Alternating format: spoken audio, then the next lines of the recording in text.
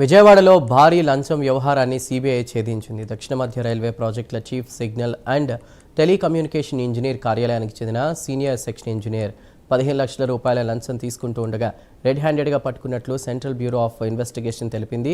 ఈ కేసులో senior section ఇంజనీర్తో పాటు ఓ ప్రైవేట్ వ్యక్తిని కూడా సీబీఐ అరెస్ట్ చేసింది. దక్షిణ మధ్య రైల్వేకి సంబంధించిన 179 కోట్ల 50 లక్షల రూపాయల విలువైన ఆటోమేటిక్ బ్లాక్ సిగ్నలింగ్ పనులను 2 ప్రైవేట్ కంపెనీల జాయింట్ వెంచర్ దక్కించుకున్నట్లు సీబీఐ వెల్లడించింది.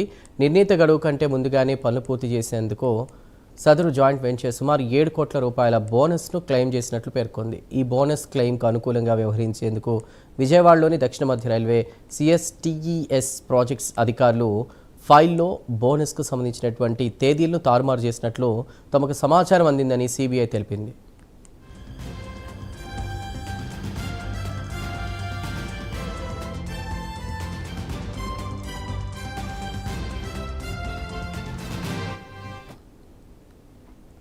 ఈ వ్యవహారంలో లంచం డిమాండ్ స్వీకరణ ఆరోపణలపై సీనియర్ సెక్షన్ ఇంజనీర్, 4 ప్రైవేట్ కంపెనీల ప్రతినిధులు, గుర్తుతెలియని ప్రభుత్వ ఉద్యోగులు, ప్రైవేట్ వ్యక్తులపై ఆగస్టు 16న సీబీఐ కేసు నమోదు చేసింది.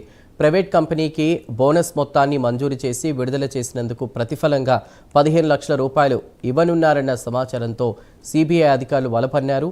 ఓ ప్రైవేట్ వ్యక్తి నుంచి దాదాపు 15 లక్షల రూపాయల లంచం తీసుకుంటూ ఉండగా సీనియర్ సెక్షన్ ఇంజనీర్ను రెడ్ హ్యాండెడ్గా పట్టుకున్నట్లు వెల్లడించారు. ఈ మొత్తాన్ని అక్కడికక్కడే స్వాధీనం చేసుకున్నారు.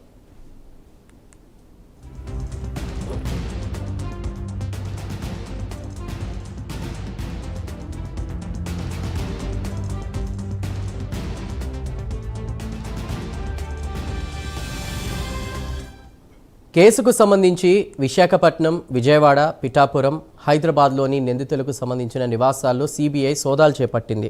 అరెస్ట్ చేసిన సీనియర్ సెక్షన్ ఇంజనీర్ ప్రైవేట్ వ్యక్తిని ఆగస్టు 17న విజయవాడలోని సంబంధిత న్యాయస్థానం ముందు హాజరుపరచనున్నట్లు సీబీఐ తెలిపింది.